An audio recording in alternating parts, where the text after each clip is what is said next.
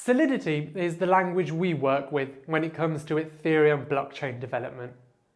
But did you know there are other languages you can work with for blockchain development? In this lecture, I want to highlight the other languages that are used for blockchain development. Rest assured, this is going to be a quick run through. First, Viper. This is based on Python. However, some users have commented that it didn't feel as supported as Solidity. But one thing is for sure, it looks promising. I believe Vitalik Buterin uses Viper. Second, Serpent.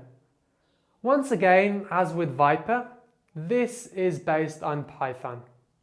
Same again, users have commented that it just didn't feel as supported as Solidity.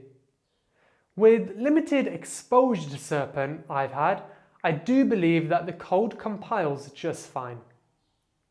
3. LLL. If you didn't know already, this is one of the original Ethereum programming languages.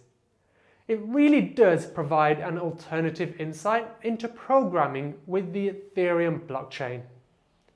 However, the majority of work is done with Solidity. Reason being is the language most companies and projects in this ecosystem work with.